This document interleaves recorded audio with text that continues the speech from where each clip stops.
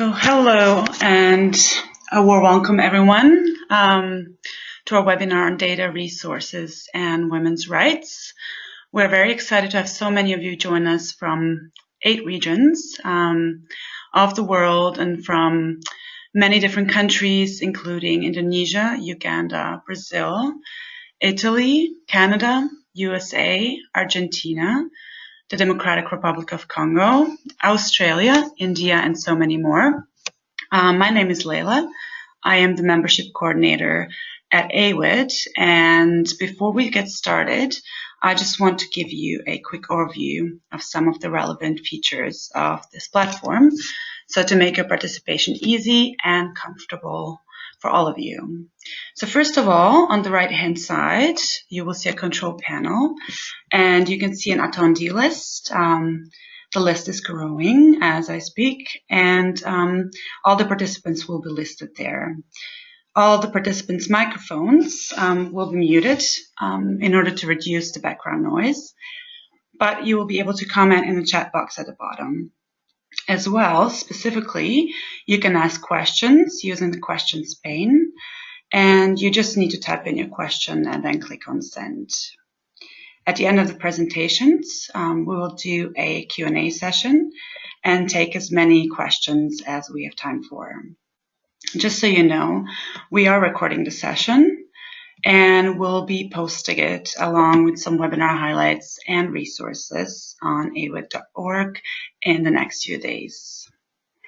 And just one last thing, for those of you who do tweet, please feel free to do that using the hashtag #FundEquality.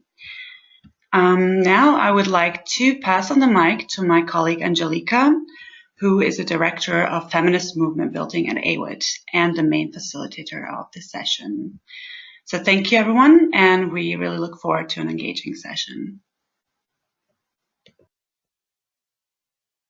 Hey everyone, I don't know what time of the day it is for all of you. Good afternoon, good morning, good evening. I'm Angelica Arutsunova. I hope everyone can hear me, and it's really a pleasure to be with all of you today. Thank you so much for joining us and for your interest to learn more about data and engage on data measurements and resources. I will try to frame our conversation a little bit today before we move to our fantastic experts on data and why it's so important for resource mobilization in particular. So what we are hoping that this webinar will do is foster really a dialogue on collective approaches and strategizing for resources and how and why data can and should be supporting our collective approaches to influence funding patterns and trends, why data is so important. With that, we want to highlight few tools and methods that are innovating on how data is collected, analyzed, and measured.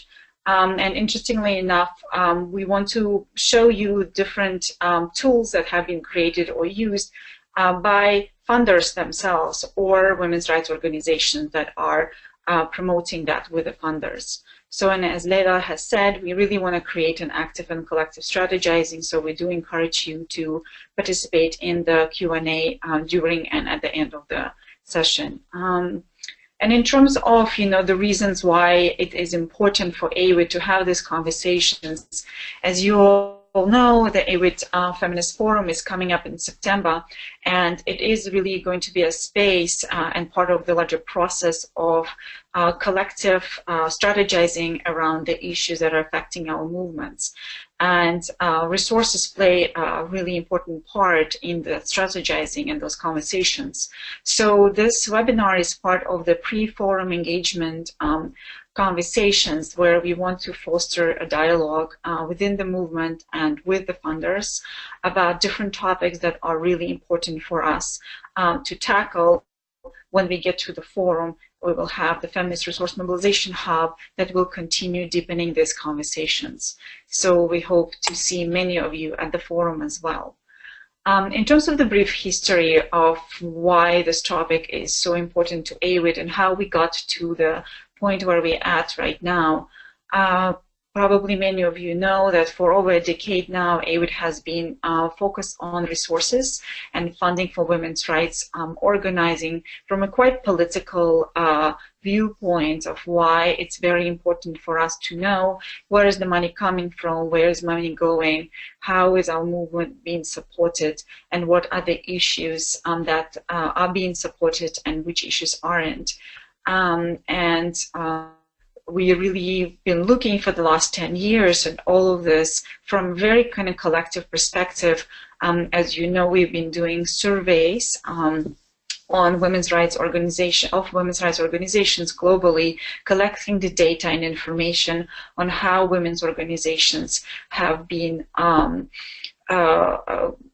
dealing with the funding situations. And we have produced about 4 reports in the last 10 years, with the last one being Watering the Leaves, Starving the Roots, that has consistently have demonstrated to us that women's organizations are underfunded, the general support money is not going to the women's groups, that a lot of the organizations are functioning on very small budgets with very little general support as well. That again demonstrated for us and why it's important to continuously bring in the data, because bringing that data to the funders has been quite powerful. We've been able to mobilize the conversations with the funders that have resulted in bringing in more funding to the movement. So that definitely showed us the importance of that. And with that, because we've been doing it for about 10 years now, we realized that we really want to share and learn how, share our learnings about doing this research and where is the money, methodologies that we have been continuously improving. And so for our first speaker, I really want to turn now to Kamardeep Singh, who is my colleague, who has been doing really amazing work with AWID on developing resource mobilization tools to support women's rights and feminist activists to really be actors themselves in bringing in the funding conversations to their funders and not just potentially waiting for AWID to produce the global research. So, Cam, if you could walk us through a little bit of why it's important and what is this toolkit and how the women's organizations and activists could use this toolkit to promote the data collection for their work. Thank you. Yes, so I'm going to try to share my screen so I can show everyone the Where's the Money toolkit. 1 second. Having trouble sharing my screen. Oh. So I can, it looks like I'm having trouble sharing my screen to share the Where's the Money toolkit. So if you're on, if you're able to go onto your browser, if you go to awid.org, /WITM-T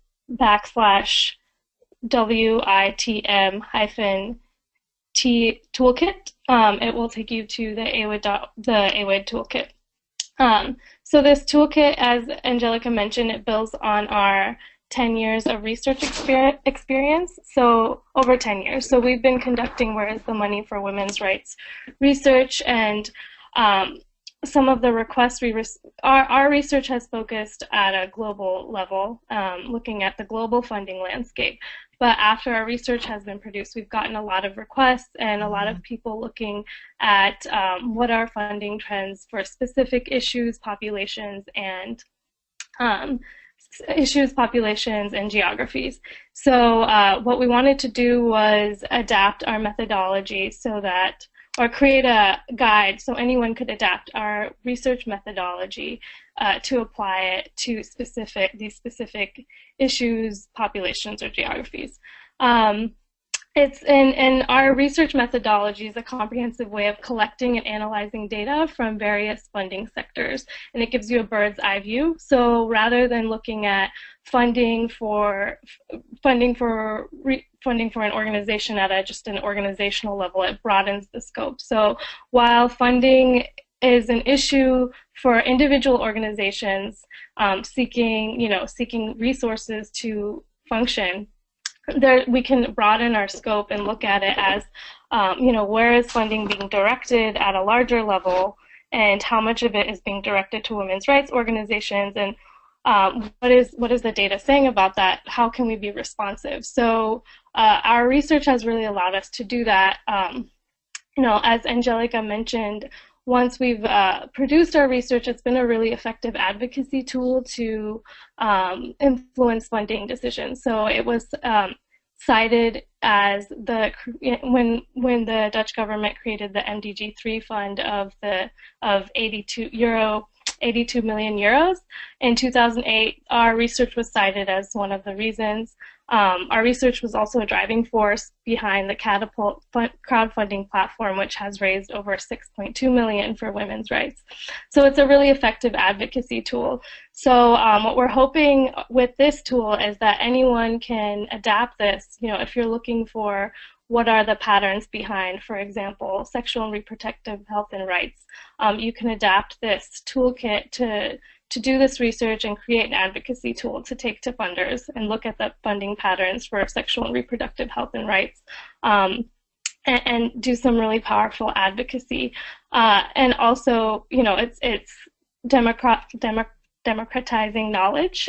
So in this way, AWID is not the only one holding the knowledge on funding trends, but anyone can be the producer of this knowledge. It allows women's movements to be very responsive because anyone can specialize in a specific area for this research.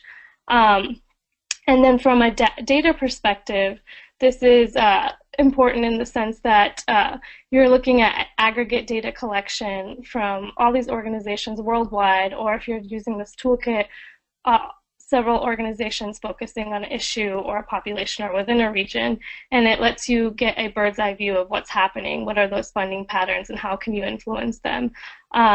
So yeah, that's a bit about our toolkit.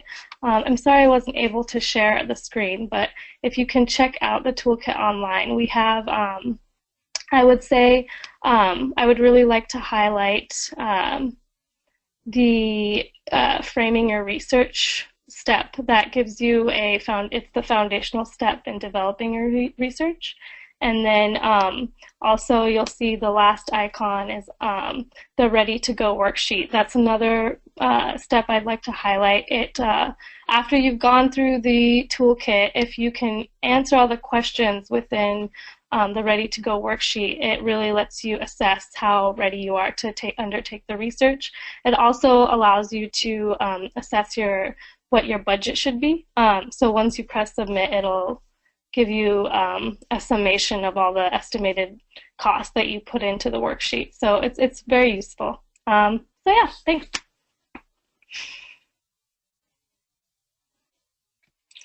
And I'll pass the mic back to Angelica. Thank you so much, Cam, and it's taking me a little bit to unmute. So as you can see, that particular toolkit is playing the role in collecting data from women's organizations in particularly, and observing the trends that we are seeing in any publicly available information about the funders. So putting that together is how we get to results of the Where's the Money research. So now I actually want to move to my colleague Nerea, who is the lead advocacy coordinator with AWID, who has been working on the another type of methodology that is more looking at how can we actually go into the funding agencies and analyze their data and analyze what they have been doing in terms of supporting women's rights and gender equality in particularly. So Nerea, if you could please. Thank you, Angelica. It seems, no, it's working. I thought I had problems with my camera. Hello, everybody, and it's nice being here with you. So the next thing I'm going to speak about is another initiative that is more dealing with accountability from the funding community coming from women's rights organizations, and it's our funder scorecard. So if we can go to slide 2.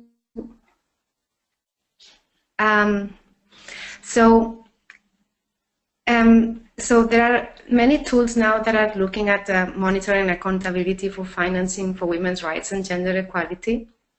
But when in AWID we come to think and conceptualize this Fan-Harris scorecard, it was with the idea of filling some of the gaps we were seeing. So there are some of them, some of those accountability tools that are looking at the quantity of funding for gender equality and women's rights, and also that are looking specifically to certain types of funding actors, but not across the sectors. And there are others that are internal and then are not available publicly, that its own, there are their own mechanisms that each funding institution has. So it was with this spirit that AWID started to conceptualize this tool. On the one side, because we wanted to look at funding from a qualitative aspect as well as quantity, but also across sectors. So not just looking at bilaterals or multilaterals, but also being able to apply the tool to private foundations, corporate philanthropy, international NGOs. So all the spectrum of factors that are today funding gender equality and women's rights. And why a scorecard? There are many tools out there, and we think that the momentum they create can be very useful to engage in a conversation with the funding community about how they are funding gender equality and women's rights work, and specifically and also how they are funding women's rights organizations. So what it's all about, the Fan-Harris scorecard, it's a benchmark, and as I was saying, it looks it looks at assessing the quality and quantity of support and work by the funding community and grant making towards gender equality and women's rights, including women's rights organizations. It's composed of 14 indicators that assess progress towards a set of critical elements identified to strengthen the quality and quantity for funding gender equality and women's rights. And there I want to stress as well, including funding women's rights organizations and feminist organizations. And it's innovative in the sense we believe that it's also looking at those qualitative aspects of financing as well as the institutional leadership in addition to the quantitative aspects. The tool has been developed by a group of experts coming from different sectors, from GenderNet, for example. There has been also representative from women's rights organizations, from women's funds, from academia and AWID. So the tool has been all the concepts behind and the indicators and the rationale behind has been elaborated collaboratively. Next slide, please. So what's the rationale behind the scorecard methodology? It's been based on, the rationale behind it's based on 3 assumptions that you can see in the screen. The first one, that gender identities are primarily organizing principles of social life, which produce patterns of privilege, discrimination, and inequality everywhere in the world, and that need to be addressed to advance social justice. The second assumption is that long-term sustainable change in the roots and structures of gender-based inequalities require collective action, and thus building to collective power of feminist, gender equality, and women's rights advocates is critical as a strategy for going forward. And then the third assumption is that donor approaches that target individual women or girls as the main focus do not always translate into improving the capacity to address the systemic social and cultural discrimination that women and girls face in a larger context. And when we were developing the indicators, I mean, this rationale and it's behind there, and it's what we believe are critical components and for what we call transformative approach to work on gender equality and women's rights. So next slide, please.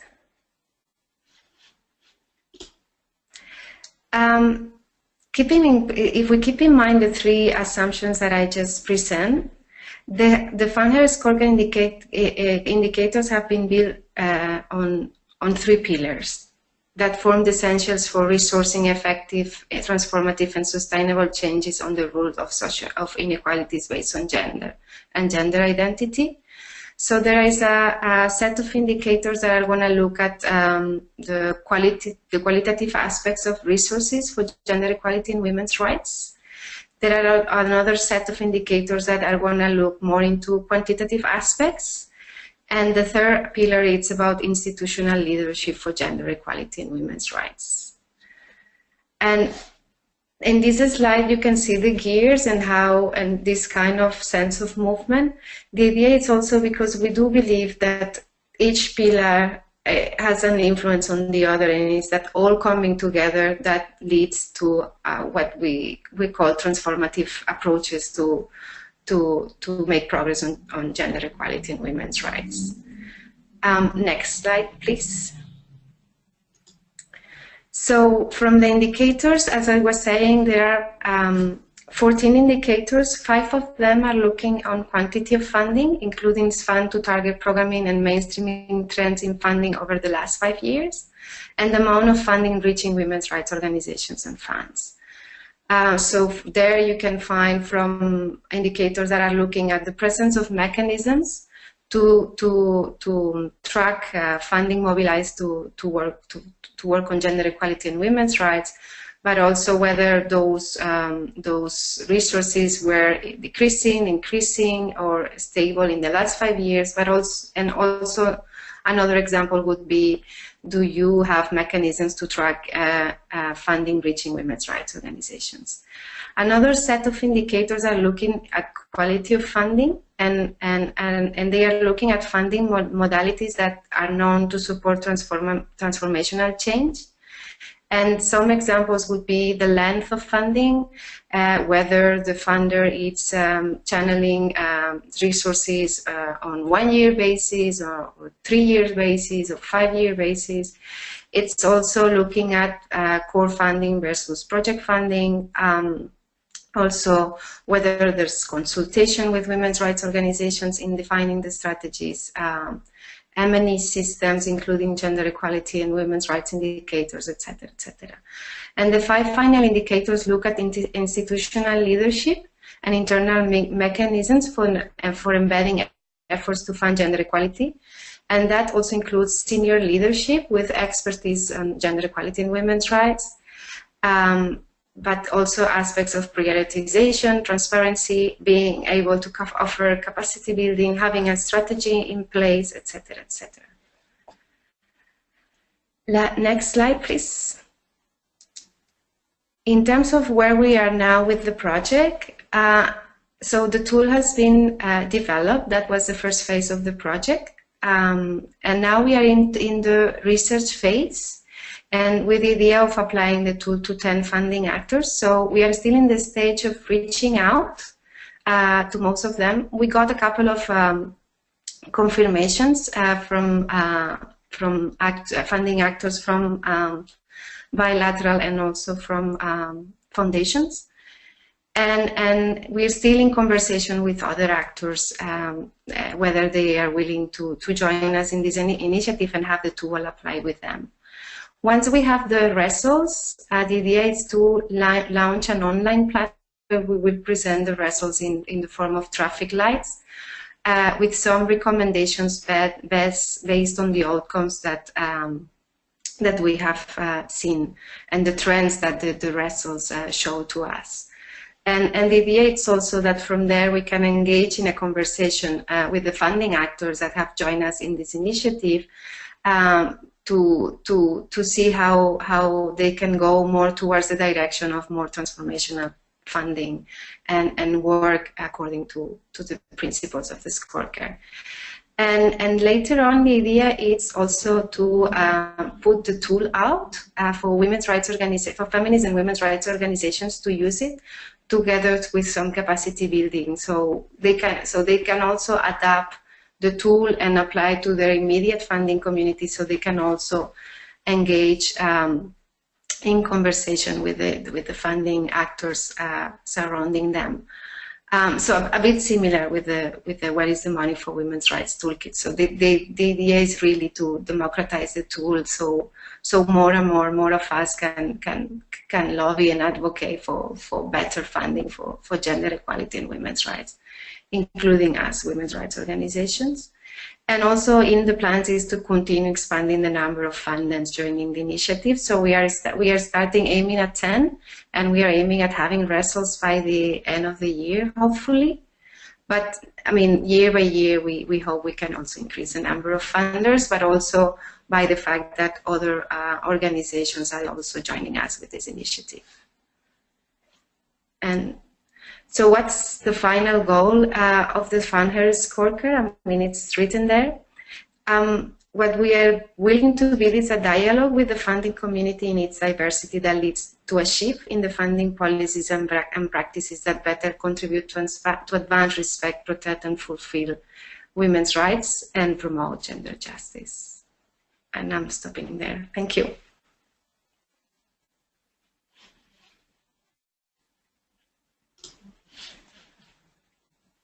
Thank you so much, Nerea. And now, oh, hold on, you can't see me. Okay, thank you. So you've heard about two different tools that AWID itself is producing and has been testing with the Where's the Money. We have been using it for 10 years now, and with the scorecard, it has been developed, and now we're getting into the testing stage with it. I do want to turn now to Emily Aspen, who leads the work on gender equality and women's rights at the OECD's Development Cooperation Directorate.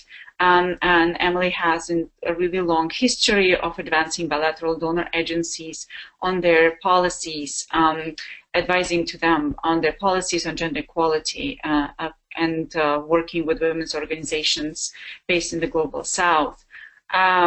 We want to have Emily discuss a little bit of the data on financing for gender equality by OECD countries, given that the bilateral assistance is by far the largest so far for women's rights organizing. Every AWID survey has demonstrated that the bilateral aid going directly to women's organizations has been something that women's groups have been relying on. So it's really fantastic to have Emily, with your work that you have been doing in tracking some of the distributions of that aid and really pushing for the transparency and accountability of the mechanisms on advancing the goals of the OECD for funding gender equality. So if you could please talk to us a little bit of the work that you've been doing.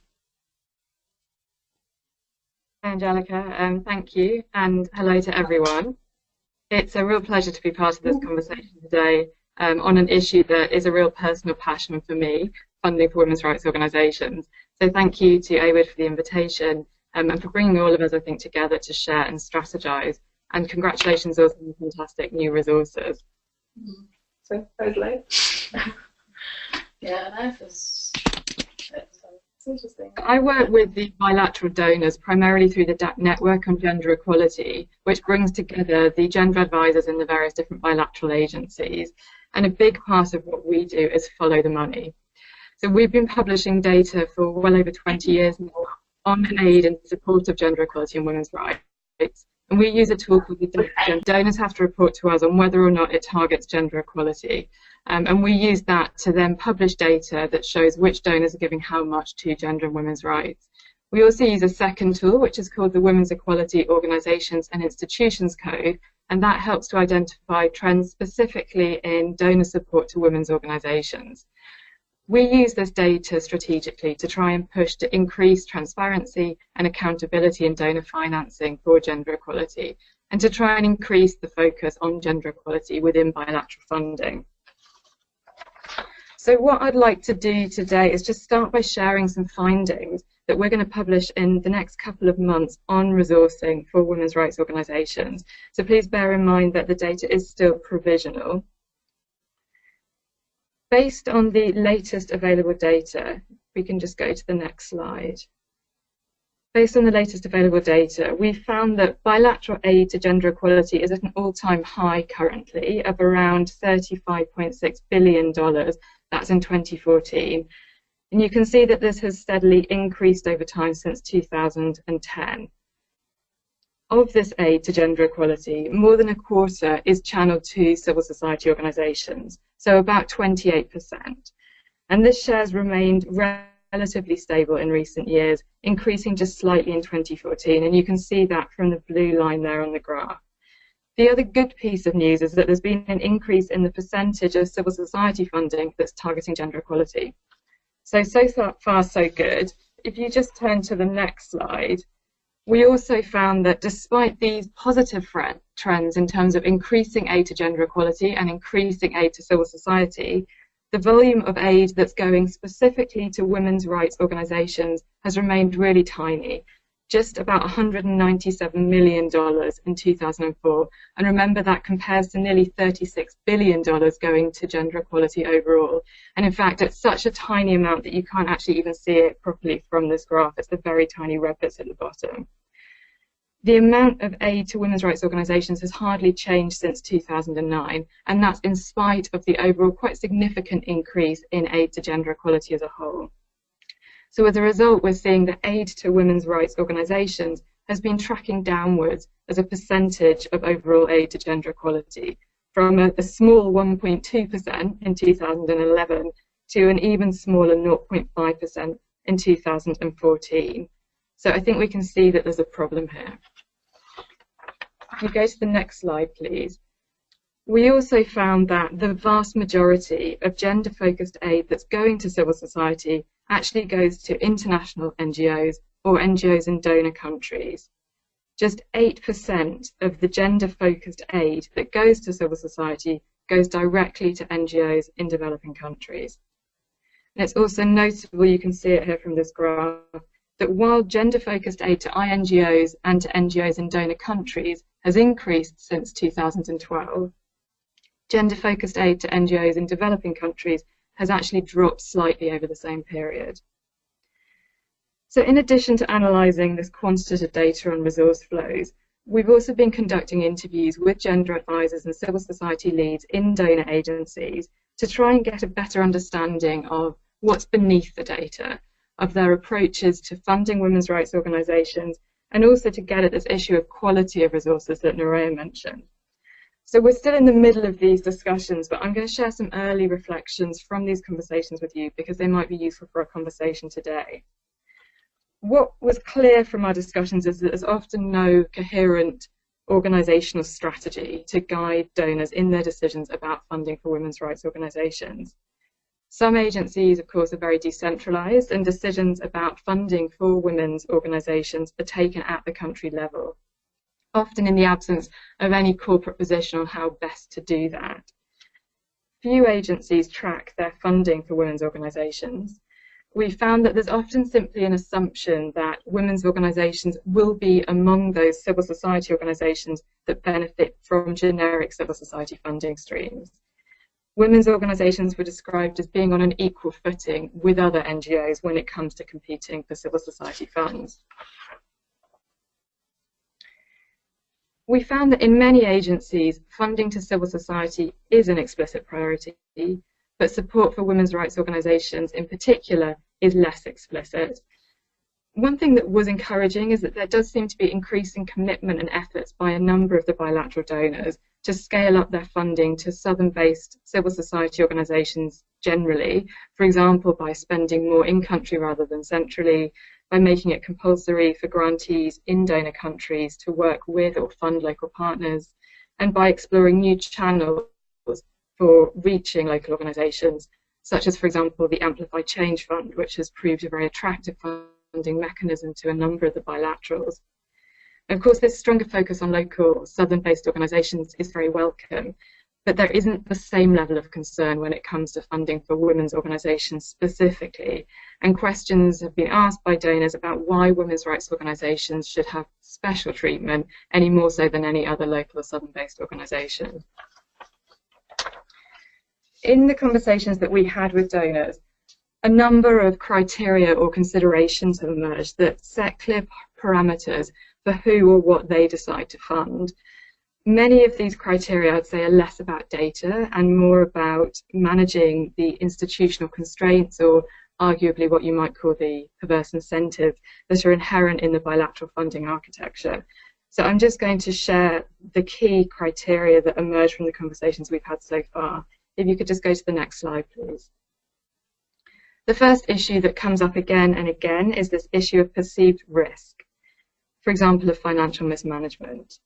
And this fear, I think, encourages a preference for funding organisations that the donor is already familiar with, primarily those based in the donor country.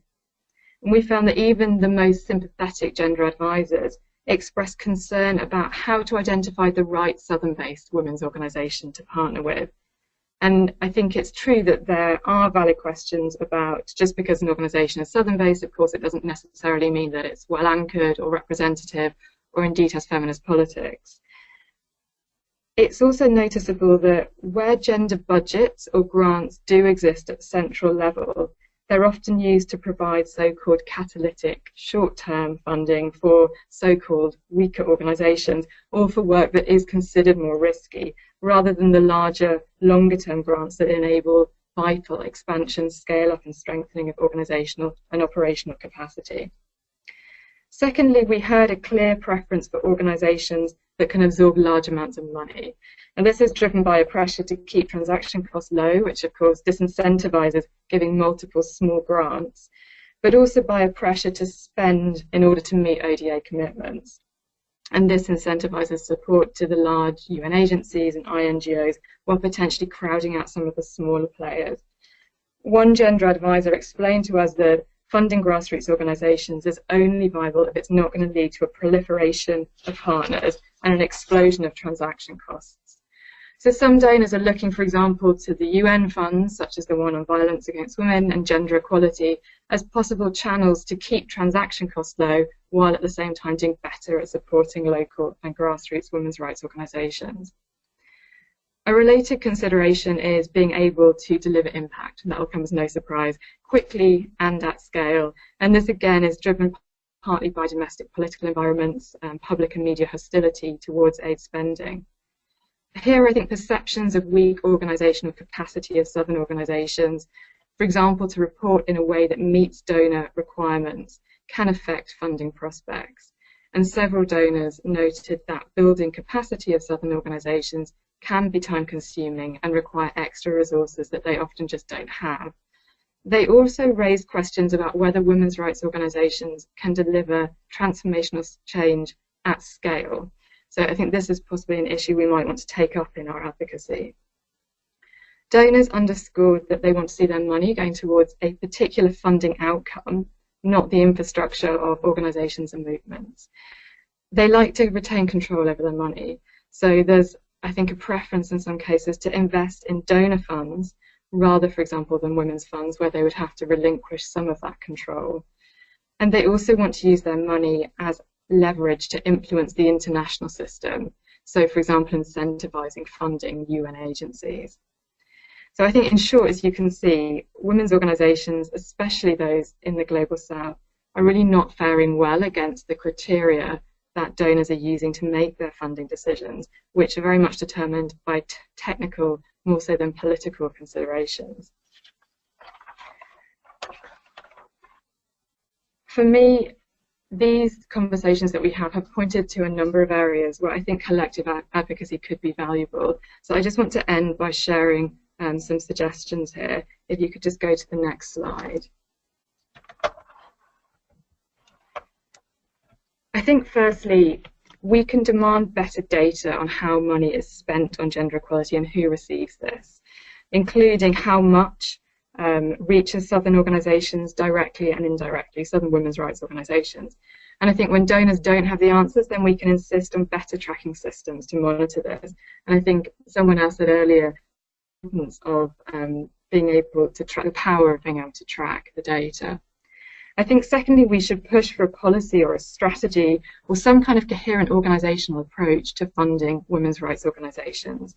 I think we've really found that just by asking the questions about donors' approaches to women's rights organisations has opened up a conversation and really sparked internal discussion within donor agencies about indeed what their approach is. And in fact, in some cases, has actually prompted agencies to take their own internal reviews into how they fund women's organisations. So I think asking the questions can be an important first step in changing the status quo. I think clearly we need to bust myths around risk, particularly in relation to grassroots organisations, and you may have some ideas here.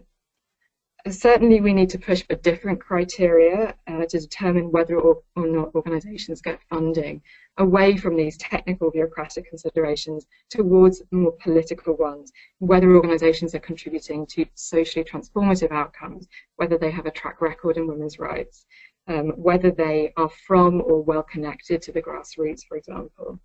And I think the current commitment in some organisations to do better at funding local organisations is a promising development here. So we need to work with the donors who get this to show others that it's possible to do things differently. I think a key priority for me is to raise donors' awareness of well-anchored funding intermediaries like women's funds that already have a strong track record of working with local organisations. They have systems in place to deal with risk, and they enable donors to shift the partnership and administrative workload. I've been really quite shocked with how unfamiliar many donors are with women's funds and the work that they do, and indeed with how few bilateral donors are funding women's funds. And some of this is about lack of awareness and knowledge. I think we also need to push for improvements to the instruments that donors currently favour so that they do better at reaching women's rights organisations. And there was an example in one of the conversations we had with a large donor that had had a dialogue with the UN Trust Fund about increasing funding to smaller and women's rights-based organisations, and that's had some positive effects. So I think we need to encourage the progressive donors to use their influence to improve existing mechanisms that donors are investing in. Lastly, I think we need to continue, obviously, to advocate for donors to meet their ODA commitments and for gender equality to remain a priority in how ODA is allocated. And this really is all the more crucial in the current context where some agencies are being very hard hit by budget cuts as aid is being rechanneled in the context of meeting in-country refugee costs and so on. And of course, many of those who are the hardest hit are those who are most progressive when it comes to support for women's rights and women's rights organisations. Finally, I think it's important to remember that there are gender advisors in donor agencies who are well aware of the hazards of the current funding realities and of the ways in which the political economy of donor agencies can stifle opportunities for the most transformative work. So I think we need to work with our allies in donor agencies to push for change from the outside and from the inside, and encourage those progressive donors to use peer pressure to influence the practice of other donors for the better. So I'm going to leave it there, but I very much look forward to continuing the discussion with you shortly. Thank you. Thank you so much, Emily. This was very comprehensive. Thank you for giving this very comprehensive review and for doing this work, because it's really important for us as a women's rights movement to know that there are people within the system who are reviewing the funders, bilateral funders from this perspective, and really pushing the envelope in that way. Thank you also for posing your questions in terms of the most important ways of the collective advocacy, and for giving a shout out for the women's funds. It's a really good segue then to go now to Pei-Yao Chen, who is the Director of Learning and Impact and Evaluation at the Global Fund for Women, which is one of the women's funds that is part of the International Network of Women's Funds, and then have been doing a lot of really remarkable work on pushing the funders from other sectors to really understand the value of the women's funds in terms of being the supporters of the grassroots organizing. And in our research in AWID, we have seen time and time again that even though women's funds are not providing significant amount of money to the grassroots organizing, they are by far one of the most reliable source for the women's rights organizing that the women's groups are going to time and time again for their funding. Pei-Yao, it's really a pleasure to have you here. She is part of these two gurus in evaluation world that actually both of them we have on this session now. Pei-Yao and Alexandra is going to go next. So really a pleasure to have you here. Piao has more than 10 years of experience in research evaluation and project management for nonprofit sector and a strong focus on the empowerment and grassroots activism of women and girls. So thanks, Piao, and we are looking forward to hear Global Fund experience. Thank you, Angelica. Hello, everyone. Very happy to be here. Just waiting for the slides to come up.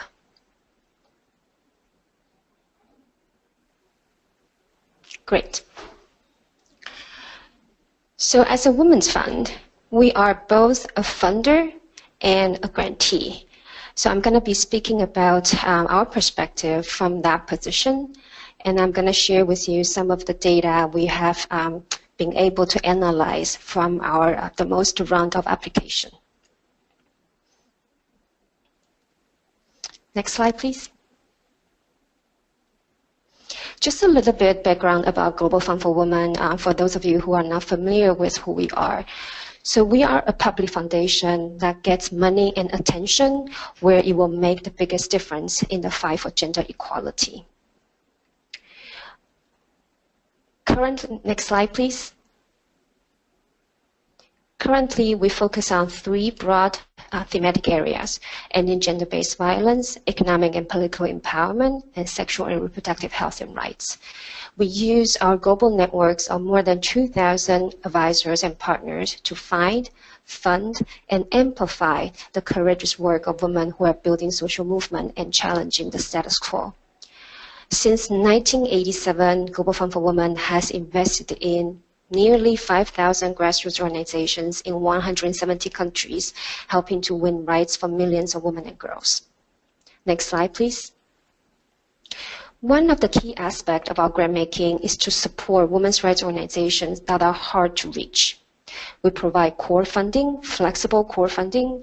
Our average grant size is between $5,000 to $30,000 a year. Historically, close to half of our the grants awarded are to organizations with a budget size of $50,000 or lower. So we are really looking at the small-sized women's rights organizations. Next slide, please. This slide gives you a really just an overview of the grant making for last fiscal year. We made a total of 495 grants in the amount of close to $7 million in 82 countries and focused on the 3 thematic areas I just mentioned. Next slide, please. So as a grant maker and as a grantee, we are observing this, the following trends, both externally in the funding landscape and also internally. So as Emily has really articulated, that there's a trend among bilateral donors and also large donors who are moving towards giving large-size grants. As a result, women's rights organizations who do not meet those criteria are left out. And a lot of them are small-sized women's rights organizations. Internally, we are seeing growing restricted funding. However, our annual available revenue fluctuates greatly, so really unpredictable. At the same time, the demand is still very high. We receive over 2,500 proposals each year, and we are only able to award about 20%. And as an internal operation process, we are spending significant resources on applications that are ultimately declined. So in response to these challenges, both externally and internally, we have modified our grant-making process last year. Next slide, please.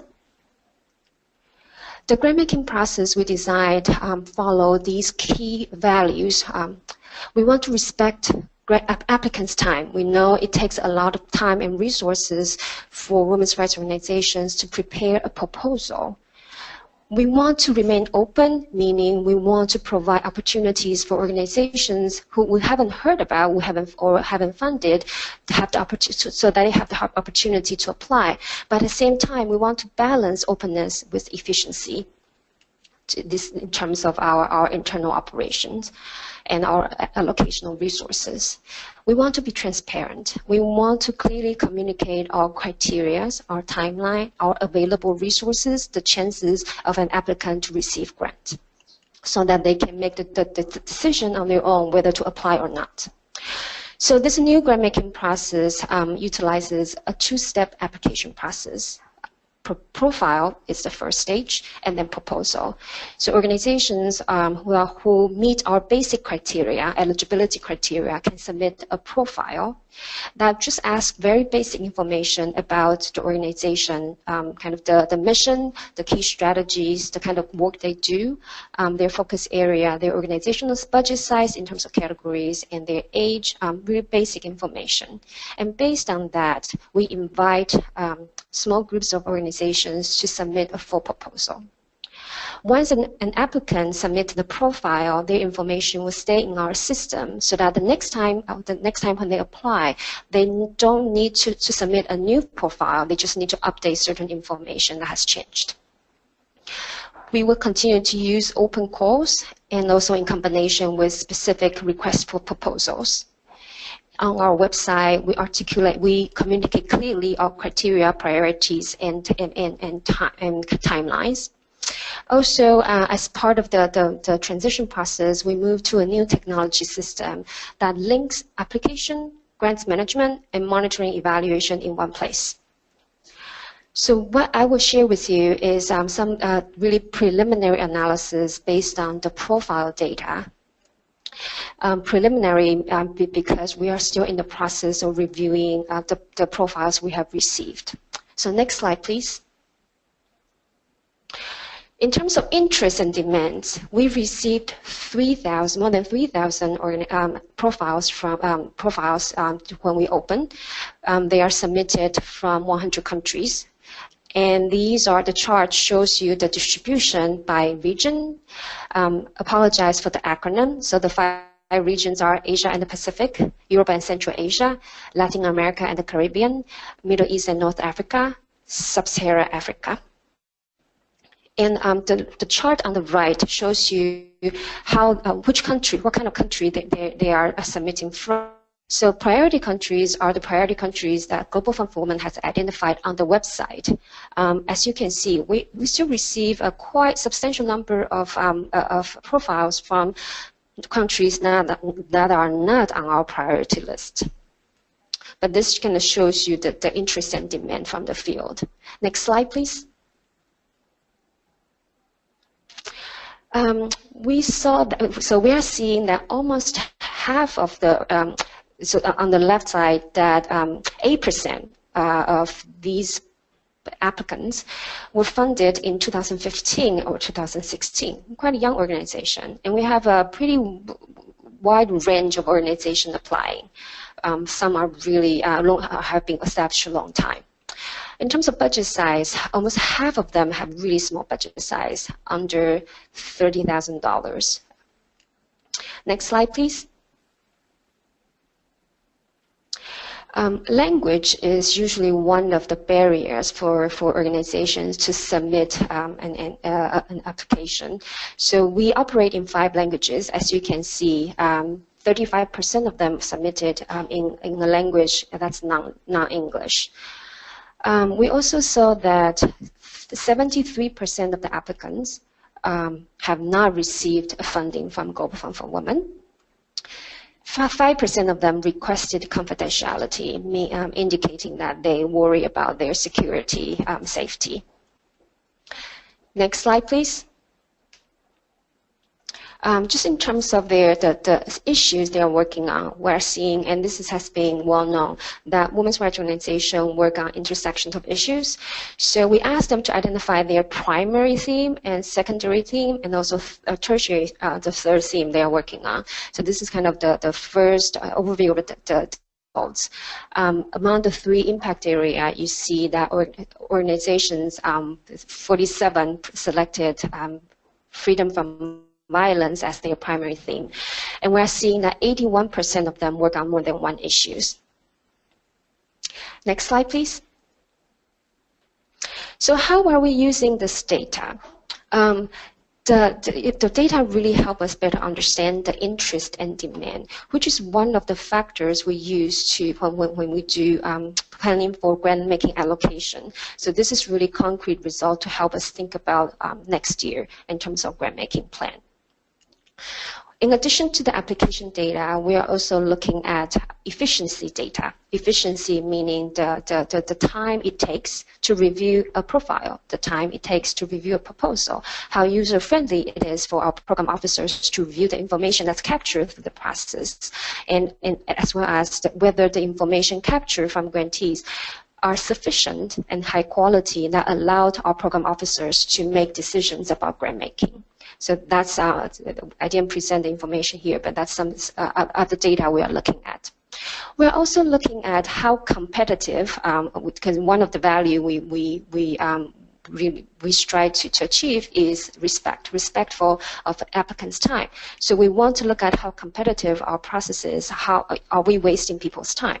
So that's another key data piece we are looking at. And using the profile data who applied, using the efficiency data in terms of our internal operations, we want to continue to improve our grant making process.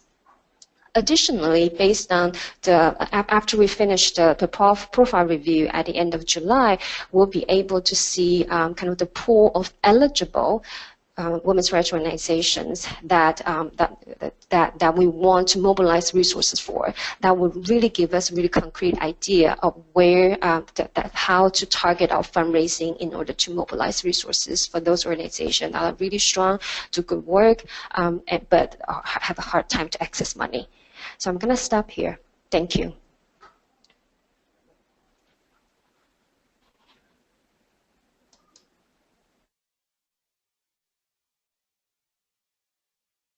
Thank you so much, Payao. So it's great to really get closer into the conversation from the funder's perspective itself of why do you collect the data, what kind of data you collect, and what you do with that. So thank you for walking us through this. So by now, I hope you're all still with us in terms of the logic of presenting you all these different aspects of the data collection and measurements for the resource mobilization and their importance. And last but not least, I am very happy to introduce Alexandra Pittman to you, who, as I've indicated earlier, is a evaluations guru and the creator of the Impact Mapper.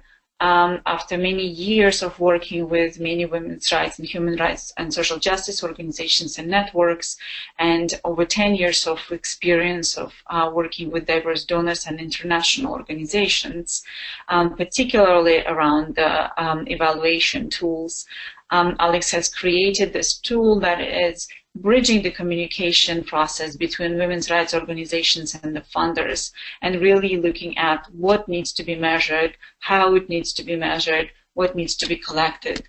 So, Alex, it's really a pleasure to have you here, and congratulations on the tool. So looking forward to hear more about it now. Thanks so much, Angelica. I'm so happy to be here with you all today.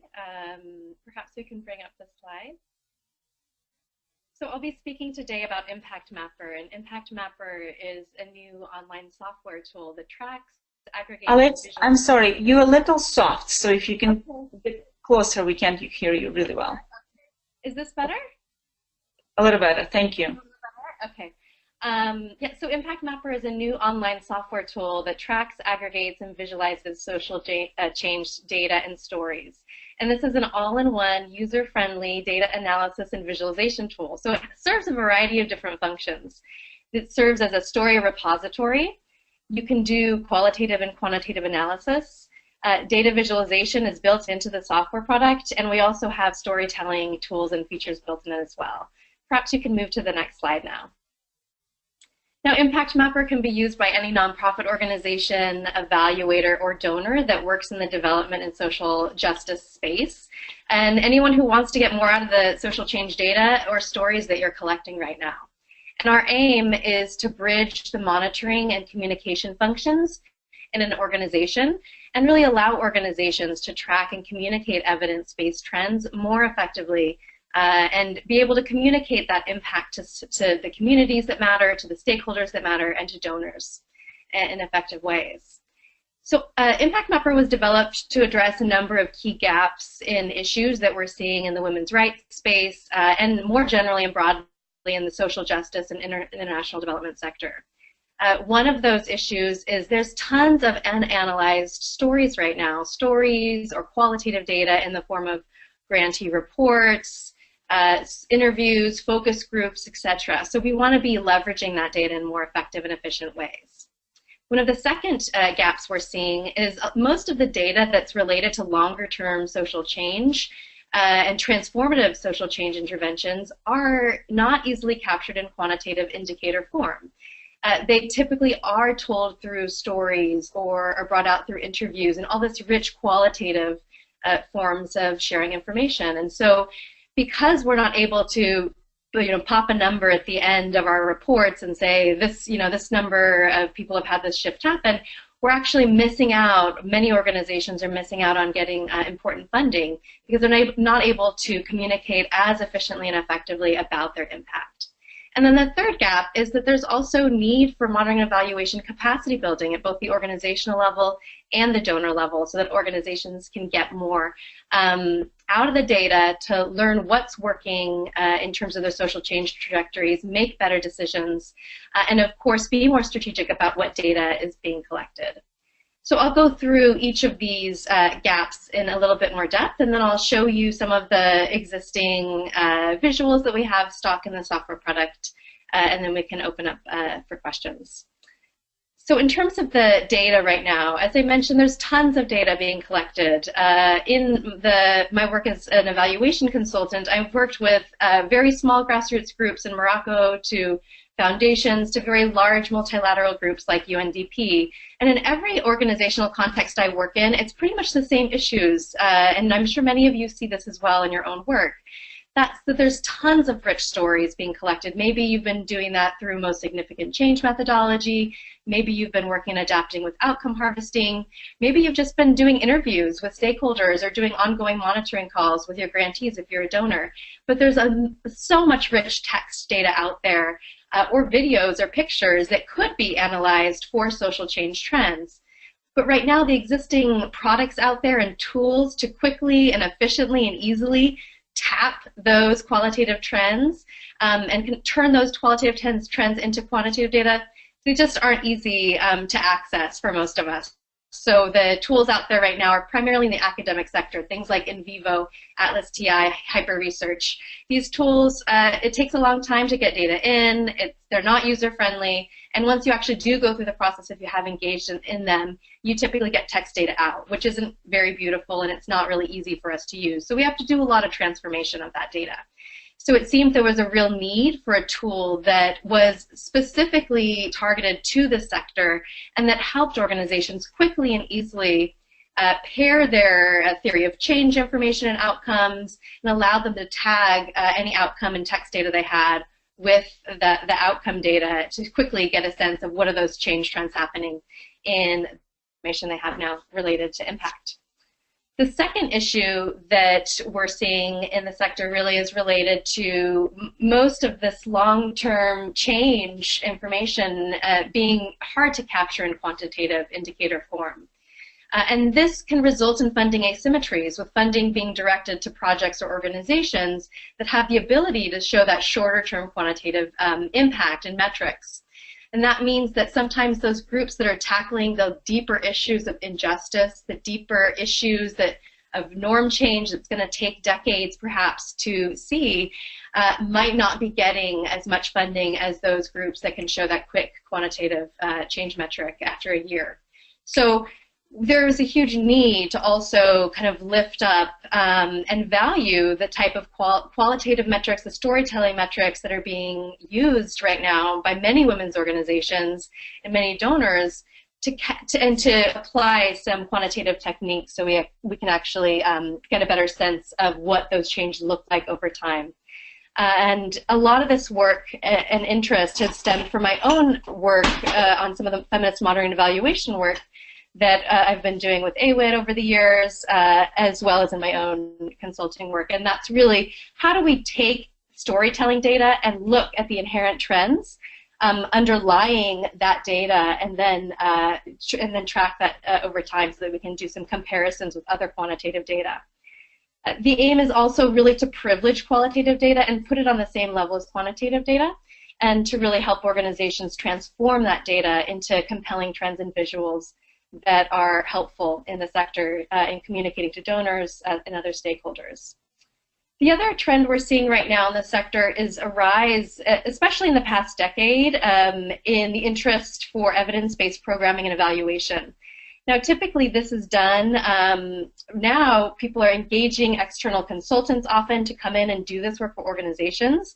But what happens is these external experts are coming in and they're designing monitoring evaluation systems, but then they're leaving and not leaving critical resources and capacities in place for organizations to be able to do this ongoing monitoring work that's so incredibly important.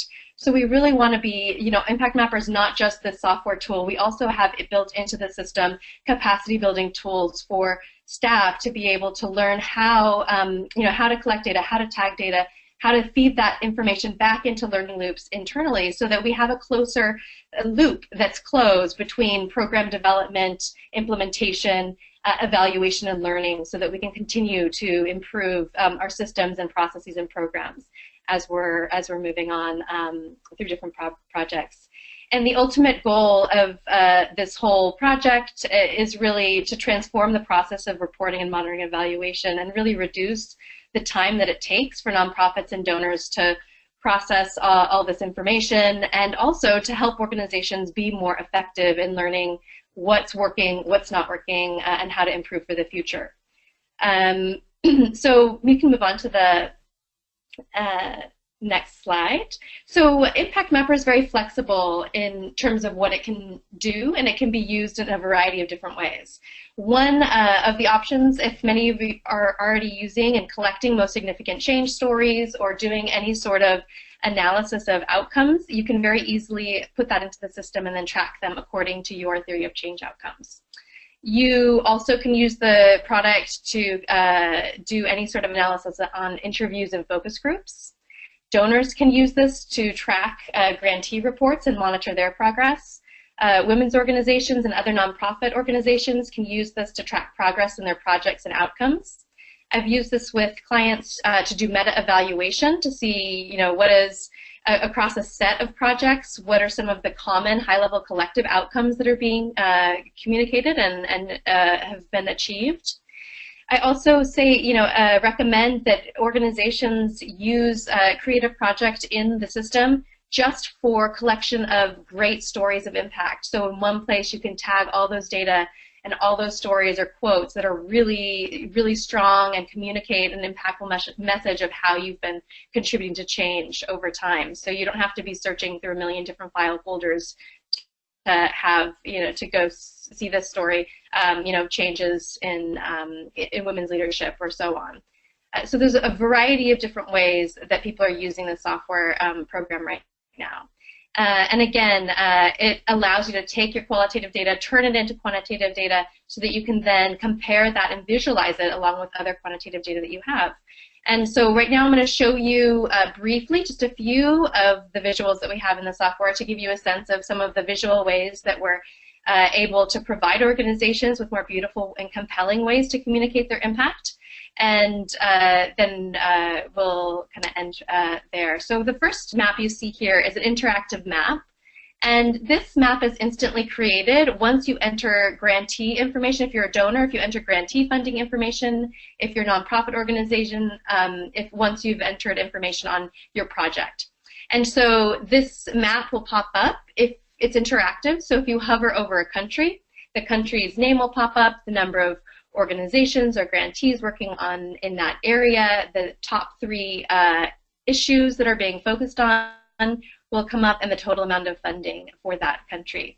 If you click on that country, then this list on the right will pop up, which is disaggregated by issue area, and then organizations will pop up on that side, and the amount of funding and any kind of outcomes that have been achieved. If you were if you're a nonprofit organization, a women's organization, this would look slightly different.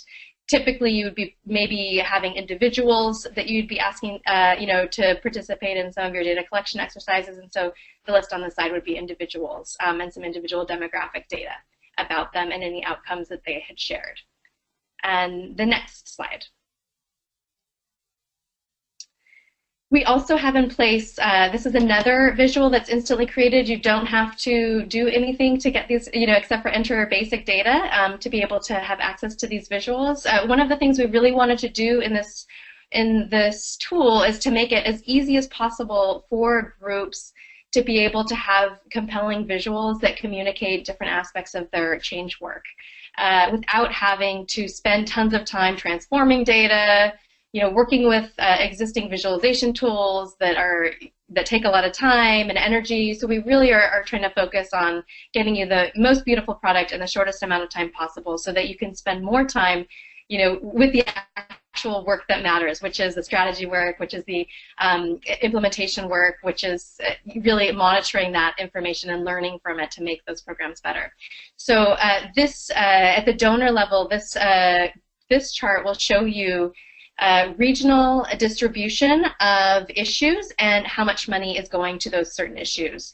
So we have the ability to turn the regional variation on and off. The regional variation is designated by the color of the bubbles, and there's little bubbles on the bottom that would allow a user to turn the regions on and off. The stock is that all regions are turned on, and it's one color, which is blue. You also have a little toggle screen at the bottom, which allows you to turn the count on or off. So if right now they're off, but if they were on, there would be, let's say, a 7 in this green bubble on the right. So you would know that 7 grantees were working on LGBT rights for a total of $50,000. So you can very quickly and visually get a picture of how much funding, how much money is going where in what regions. We have stock built into the system, two different options for color palettes.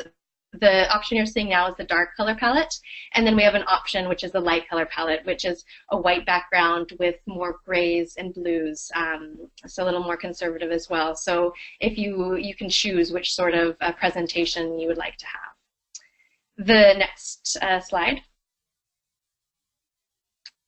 So any data that you have entered into the system or any data that you have coded will be instantly available to you in this really great and awesome chart generator. It saves you so much time, I can't even tell you. If any of you have dealt with Excel and making different pivot tables and trying to be able to cross-tab variables, this is like a dream come true. So essentially, any data you've entered in, any data you've coded qualitatively is available here. So you can choose which one of these charts you'd like to see. You can do bar chart, line chart, area chart, pie chart, and bubble chart. And you select your chart, you select the variables, and then you're able to instantly have access to that. It's literally click of a button, it's there for you. It saves so much time, it's lovely. Really nice feature. And there's a bunch of other charts that I haven't just for sake of time, but we'll move on to the next slide for now. This is a tool that we're developing right now in the app, and we are working on designing pre-designed templates that are shareable on social media, so you can communicate those powerful change stories in really beautiful ways and really effective ways very quickly. So one of the things that we care about is not only taking the storytelling data, turning it into quantitative data and trends so you can actually do comparisons, but of course we want those rich and compelling stories to also be present and to be shareable. And many of you may have experience with trying to design different sorts of templates for storytelling. It takes a lot of time, so we really wanted to make this process easy for organizations to walk through a process where they can choose different templates, choose different colors, designs, upload their picture, upload their stories of change, and then be able to share it instantly through social media channels, or you can pop that at the end of a report to share the message of more effective ways as well. And the next slide. So these are a few of the visualizations and the features in the tool. It's a short amount of time, so I wasn't able to go over all of the details, but I'll say right now we've opened up a closed beta testing round for donors and evaluators, and so if you are interested in coming on board and testing, and we're refining the product right now for a summer launch. And we're also taking nonprofit organization beta testers on our list as well, so if you're an organization would love to come on board and help us, it's a great time to come and engage with us. We're making sure that this tool is incredibly useful for your needs, and so it's a very close iteration right now in terms of the way that we're developing this and making sure that this is something that is really compelling for organizations and making their lives easier and better to be able to tell that story of impact in compelling ways. So thank you so much.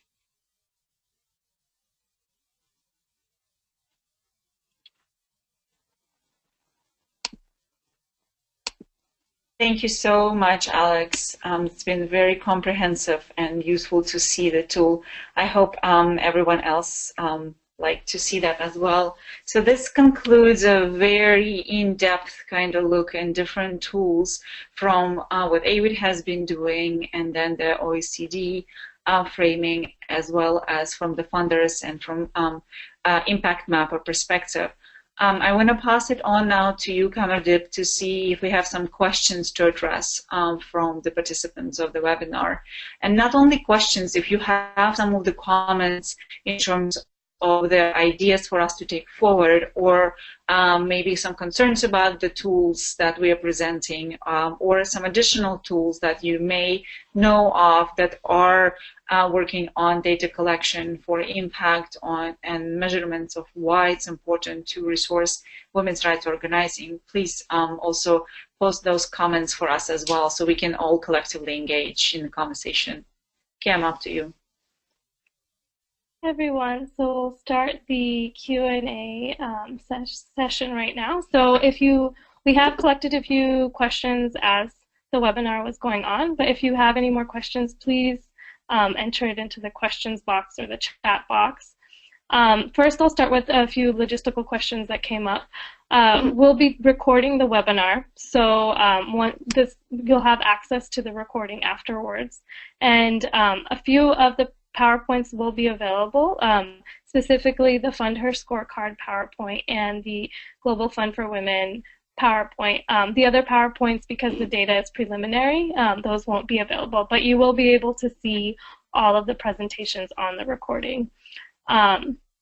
So for the first few questions are directed towards Nurea. So Nurea, if you want to join us. So the first question for the Fund Her Scorecard is if you can share with us which organizations have agreed to participate so far, and who you're pursuing to participate for the scorecard. Oh, I think your mic is muted, Nurea.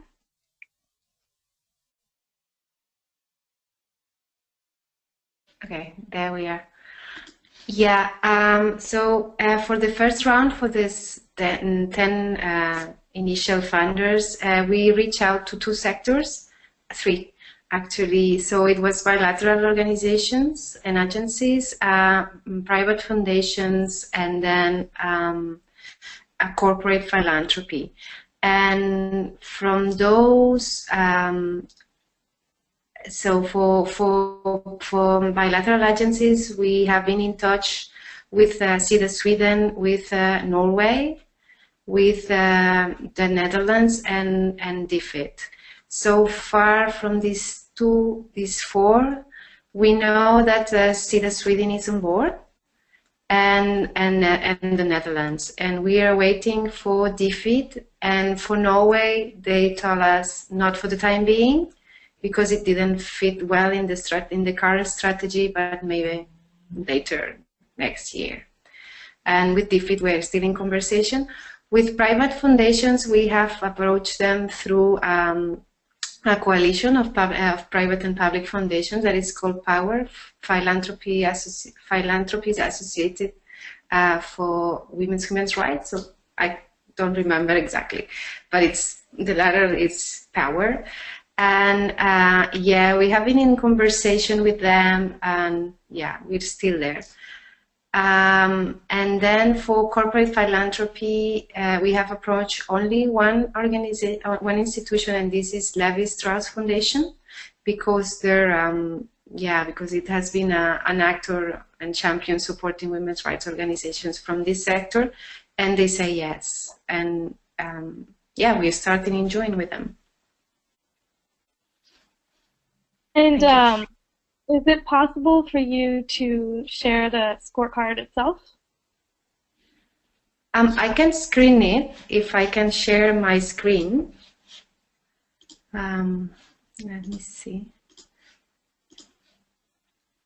It's not on the website yet.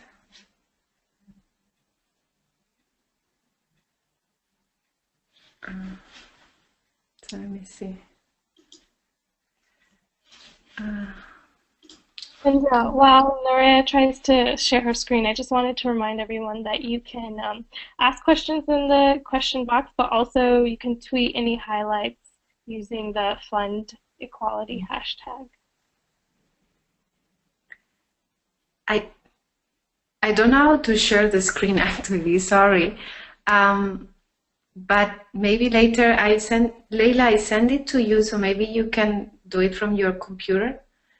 Yes. Yeah, that might work. In the meantime, we can move on to the other questions. Let's see what else we have here. One question we had from Maria is for Emily. So Emily, if you want to join us, is there any gender-focused aid is there any data about gender-focused aid by region? And what kind of gender aid, such as sexual and reproductive health aid, gender violence, are there any data on that? Hi, yeah, well, thank you for the question. We can break our data down by region. If you look at the GenderNet website, if you just Google GenderNet, you'll be able to get all of our existing briefs. We have them on a number of different thematic topics, and generally within those thematic topics, we will break down by region. So in the case of the data on women's rights organisations, we will be publishing that at some point this summer, and we will include in that a breakdown by region. So far, that's quite provisional. I can just tell you what's coming out provisionally from that data. In terms of the recipients of gender-focused aid that's going through CSOs, we're finding that the most is going to Afghanistan, Ethiopia, the DRC, Kenya, South Sudan. This is fairly typical. We did some analysis recently about aid to gender equality in fragile states, and we saw very similar countries coming up there as featuring quite highly in terms of the gender focus. So I think we see that most of this aid to gender equality is going to sub-Saharan Africa and parts of South Asia in particular, but there's obviously variations. I'd encourage you to go and look at the website. I mean, what was interesting in our very preliminary analysis of where the aid to women's rights organisations is going is that that was actually sometimes slightly different, and then you would see a couple of countries in Latin America who would feature more highly. So I think Colombia, for example, did come up, as did Guatemala, as did West Bank and Gaza. So it's interesting that Latin America generally is faring very badly in terms of aid for gender equality, but when you're looking specifically at women's organisations, we are seeing a bit more going there, and I think that's partly because certain donors, like Spain, perhaps, are quite good funders of women's organisations and they prioritise those countries. So it's hard to give you a generic answer to that, but please do go and have a look at the briefs that we've got on the website. And Emily, is there data that's available by issues, like sexual and reproductive health, for instance? Yeah, there is.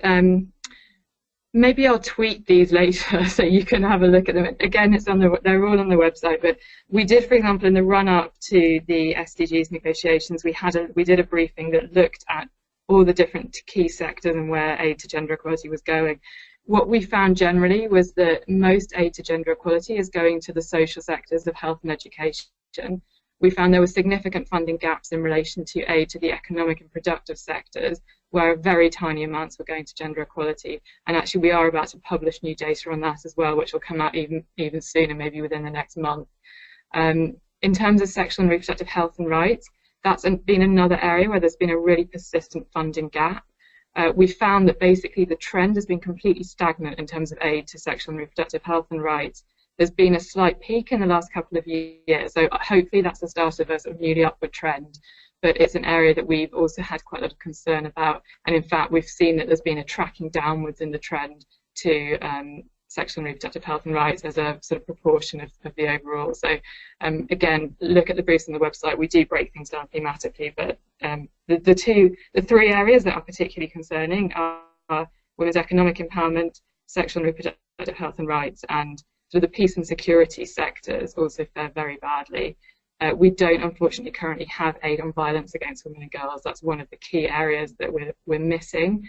But we have introduced a new code last year to address that, and we'll be starting to collect data on aid to address violence against women and girls next year, so we'll have a baseline then. Great. And this, we had a question that came before the webinar, and it partially answers it. The question was from Susan. It was, what are some of the most useful data gathering and analysis tools? And what are some of the most useful qualitative indicators for sexual and reproductive health and economic improvement? So I can partially answer that question for Susan. I think that the Where's the Money toolkit can be a really useful data gathering and analysis tool for that. So you can look if it's applied, if the research methodology is applied, we can look at a global level, where is funding going for, and what kind of funding, what are the funding patterns for sexual and reproductive health. That hasn't been applied yet. I would encourage someone who's interested in to undertake that, and we can support them. And then I would want to move the question of what are the most useful qualitative indicators for girls and women's sexual reproductive health and economic empowerment. Alex, maybe you can answer that question, since your impact mapper seeks to answer some of these types of measurements. Yes, definitely. So I would, there's certainly many compendiums of indicators out there, and I think some of them should exist still on even AWID's M&E wiki. But I would say if you are wanting to truly leverage voices from women themselves in terms of the changes that they've experienced and the ways that they've seen and experience shifts in these areas, you can ask the women themselves to tell stories about those changes, leveraging either some sort of most significant change methodology or outcome harvesting exercises, or just straight up ask a question, and then build indicators from the ground up, really build data from the indicators from the text up. And that's what Impact Mapper allows you to do. So you can take those qualitative data stories, read them, and look at, okay, what is the real shift and change being mentioned in this story or in this piece of interview text. And maybe it's, that she had the ability to take both birth control, right? So that she felt that she had control over her own reproductive health. So you could code that as a shift and a change in her own agency related to reproductive health. And then you could read other stories and texts, and if there were similar shifts, then you can start aggregating those changes across a set of text or across a set of stories. And so at the end of the day, you'd be able to have this higher level picture of trends of how many participants or individuals that have participated in these reproductive health and rights programs had these sorts of shifts and changes. So I'm a big proponent for really listening to the voices themselves and individual women or others who are experiencing those changes, and then also building indicators from the ground up from that process. And I think you get a really rooted sort of metrics analysis in that way, where they're not so disconnected, and you don't have these kind of top-down indicator processes that may or may not fit the groups that you're working with.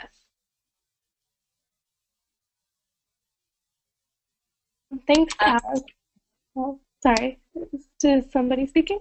Sorry, were you still answering the question? Yeah, no, I mean, so that's one way, right? So you can kind of build the indicators from the ground up. The other way that you can do that is, of course, having your pre-existing set of theory of change outcomes or any other outcomes, priority outcomes that you're interested in measuring. And you can also do that in Impact Mapper as well. So you can kind of have both levels of either building indicators from the text itself or from the voices of women themselves up, or you can have your own external theory of change built into the system too. So it's flexible in that way. Thanks. And Alex, one question we've gotten is the Impact Mapper available online, and is the goal that Impact Mapper will be available for the broader community?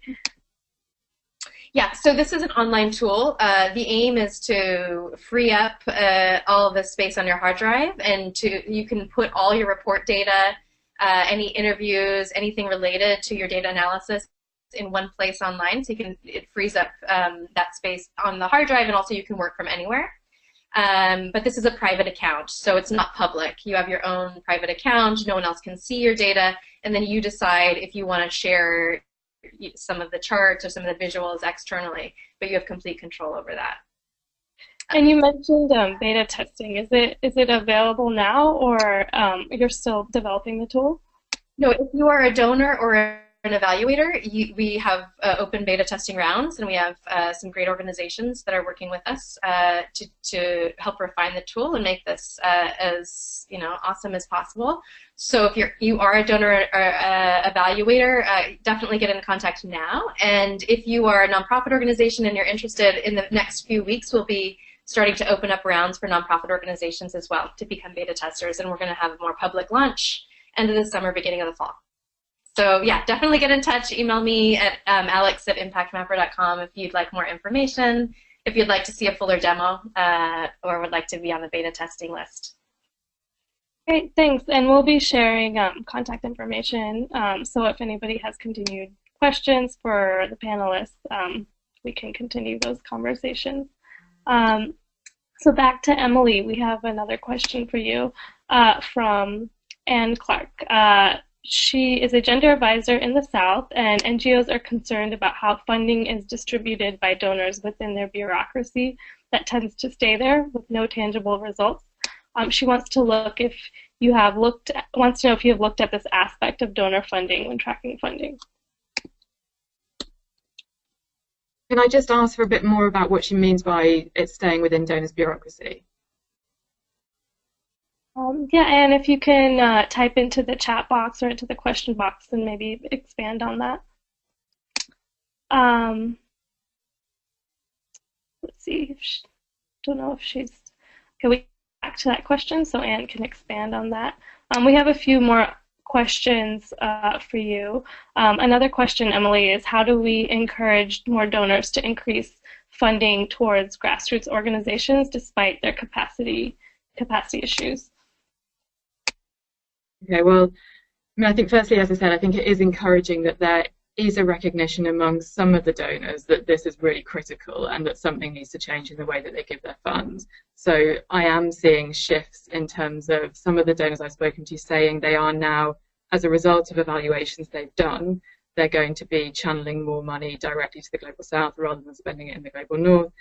There's others that have been thinking quite carefully about how to better incentivize, say within their generic civil society funding streams, how to better incentivize those grantees to work much better, more closely in partnership with Southern-based organizations, whether that's through stipulating that they will only fund organizations that are partnering with so-called local organizations and so on. I mean, I would say that it's been fairly striking to me how many donors only fund donors in their own country, only fund civil society organisations within their own country. They may then stipulate that they have to partner with southern-based organisations, but I think that's still quite a concerning pattern. But I mean, I think there's lots of ways that they can do better in this regard, even within the current sort of bureaucratic or institutional constraints that they're operating under. So there's a number of different mechanisms. As I said earlier, I think that really an obvious one is to do much more in terms of funding global funds, women's funds, sorry. I think that would enable donors to get large amounts of money to grassroots or to southern-based organisations without having to do it themselves through lots of multiple small-scale grants, which would increase the sort of administrative burden on them. I think another channel is through some of the UN agencies, like the UN Trust Fund on Violence Against Women or the UN Fund on Gender Equality, which have specific focus on getting funds to grassroots organisations, and would again enable a donor to give a large grant but ensure that they would still be able to reach those organisations that are so critical. I think other funds, as I mentioned, like the Amplify Change Fund, there's a real focus there on ensuring that funds are going to southern organisations, and I mean that fund has been very attractive. Quite a number of donors have funded that work. So I think it's not that the mechanisms aren't there.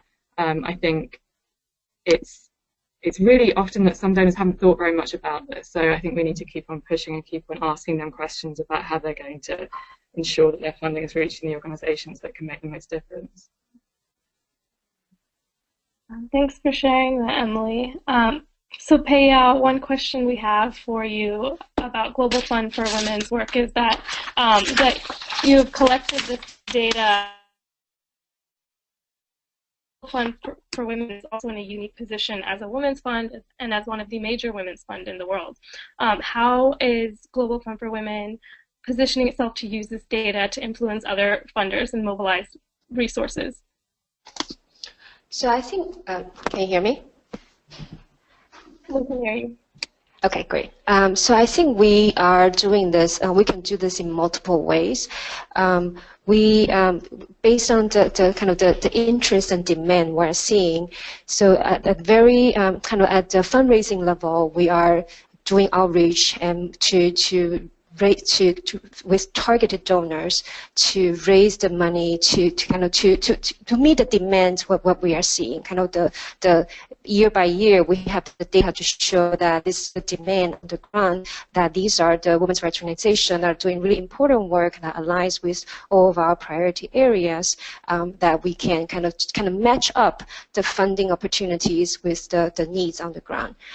So that's kind of one way. The other way is more really being part of the global conversation, like the one we are having right now, really to raise the issue of the organizations that are being left out, who are having difficulty of accessing money. So maybe we can look at existing funding mechanisms to think about how we get large amount of money from bilateral donors, from large donors, and use women's funds and other funding mechanisms to support smaller organizations. So that's kind of at a global level, the kind of conversation we can have by using the data we collect as an intermediary.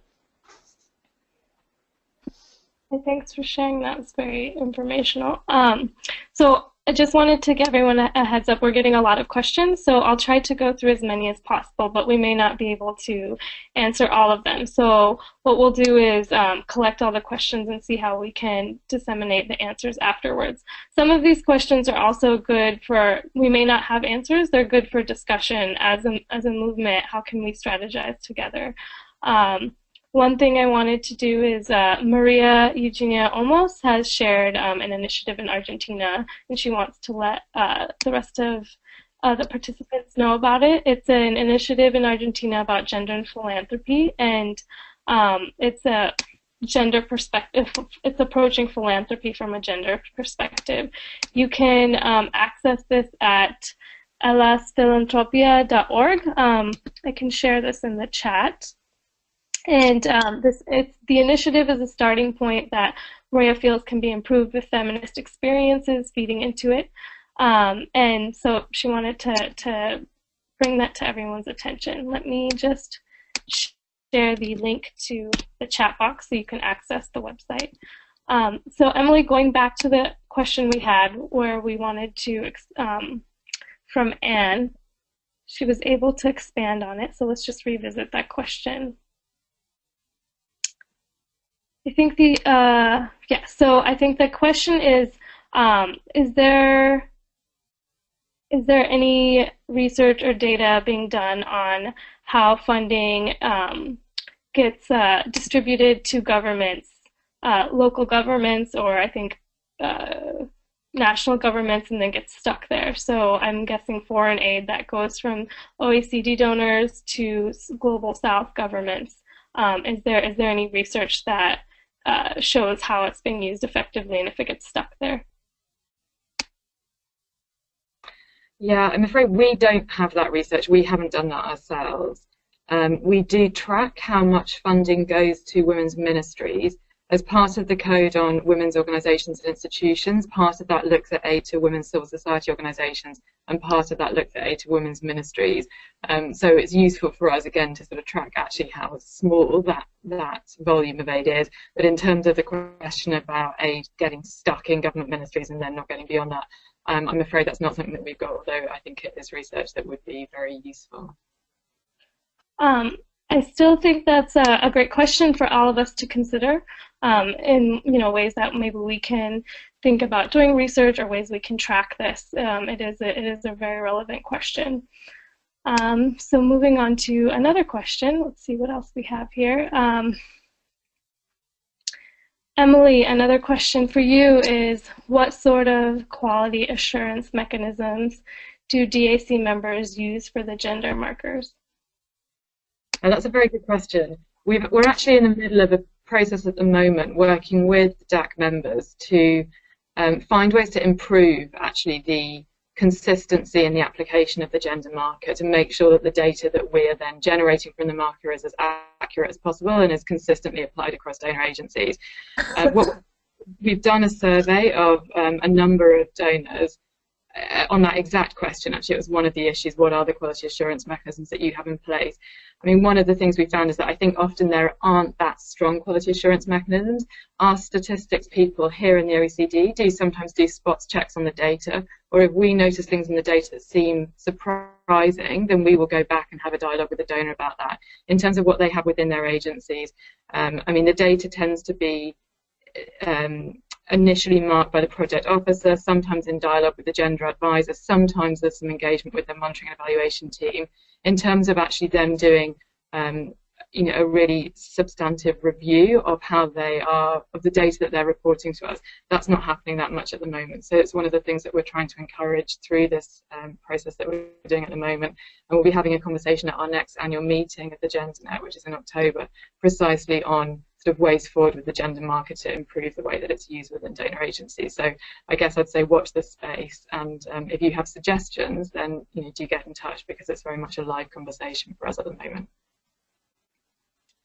Thank you for sharing that. And so we are running out of time, so I'll do one more question, and then what we'll do is compile all the questions and see how we can communicate the answers or the discussion to everyone who's participating.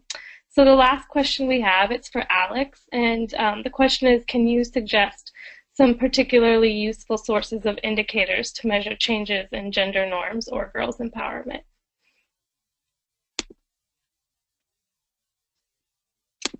Oh, did we lose Alex? I'm here, yeah, thanks. So one of the places I would look, and I mentioned it a moment ago, is the AWID wiki. So maybe, Kim, you could send out a link to that. There are a few compendiums of indicators there. With regards to other social norm indicators, I mean, and indicators in general, I think this is one of the biggest questions on the top of everyone's minds. And one of the things I think is really important to mention is that sometimes we get overly concerned and jumping right to the indicators before we do the work around the indicators and around the theory of change. And I think it's really important for us all to take that step back and think about what is the narrative that we're creating about why and how we think change is happening.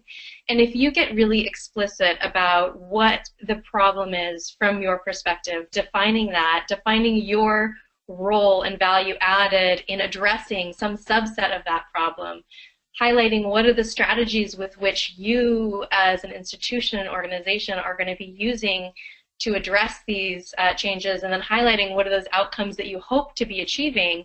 If you can become very clear at all of those different levels, and especially clear on those outcomes that you want to be seeing in the next 3 to 5 years, and then the next 10 to 15 years, longer term, then the indicators flow quite relevantly from those. And so I would caution organizations just, I think we want to go straight to the end and say, what indicator should I be measuring? Because so much donor funding is about being able to show your impact, right? But we want to be really thoughtful about that process and really have an internal reflection and process that helps us to tell our story of impact in compelling ways, and only collect data that is relevant to your own theory of change, to your own area of interest in priority areas. I think what we're seeing right now in the sector, which can be incredibly frustrating, is tons and tons of data being collected by everyone, by women's organizations, by donors, by evaluators. Sometimes people have like 10-page log frames or theory of change outcomes. I mean, it's just too much, right? It's not being used, the data is not being used in meaningful ways for an institution, and we really need to get clear on, our change story and only capturing those things that really matter to us and matter to our own internal learning. And so that's something that we talk a lot about in the users in the tool with Impact Mapper as well, is only collect data that is relevant to your theory of change needs. Don't just collect data for data's sake, but we really want to make this a strategic collection and use of data for institutions and organizations. So certainly a longer, answer and more comprehensive, and not saying, these are the go-to sources, but I think we want to stay away from that, and we want to actually, go back to getting data of meaning and of strategic use for organizations. Hey, thanks for answering that question, Alex. So those are all the questions we can take for now, and please continue the discussion on Twitter using the Fund Equality hashtag. We wanted to share some tools and methodologies and what's happening around data and resource mobilization. And as we mentioned in the front end, this is a collective approach, so we don't have all the answers. So please do share your thoughts and your opinions on Twitter using Fund Equality. So I'll move the conversation to Angelica, and she can wrap up our webinar. Thank you so much, Kamaldip, and all of the panelists. And maybe this would be a moment for everyone to come back on the camera so everyone can be seen at the same time. Thank you all so much for taking your time to be on this webinar. I know it was very data heavy and very comprehensive details on every tool that we presented. We hope that you found it useful, and if anything, just building on Alex's last comment, is data is by far not everything, but it is an extremely useful tool for us to have and to be powerful in saying what our stories are and what we need to do in terms of the mobilizing more resources, whether it's done from within the funding agencies themselves, or pushed from the outside from the movement, or done collaboratively from the movement and the funders. We really need to be assessing different tools that we have, and we have shared just a few innovations that we ourselves are seeing. We'll be very excited to continue this conversation to see if there are other innovations in the data collection and measurements that we can look at. So we go beyond the critique of the ones that we do not like, the way the data is collected and measured, but we are really proactively working towards collecting and measuring it from our own behalves. And just to remind you that this webinar is part of the pre-forum, pre-AWID forum process, where we do hope that we will generate some of the conversations that will take to the forum at the Feminist Resource Mobilization Hub, where we'll have opportunity for activists and funders to come together and really look at the spectrum of different resource mobilization and funding trends, questions that we need to address collectively, not just on one side activists or on one side funders, because we are all in this together. So thank you all so much, and thank you the panelists, and please do continue the conversation. We'll keep tracking what's happening on Twitter, and we'll be answering your questions. Thank you, everyone. Bye.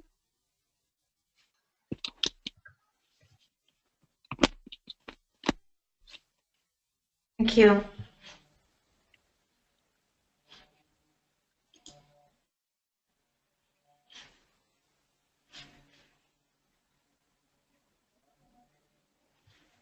Thank you, everyone, for joining. And just one more thing as you're leaving, please don't forget to fill out a survey that will be sent in a follow-up email. That would be really great. We appreciate your feedback, and have a good evening, day, or morning, everyone.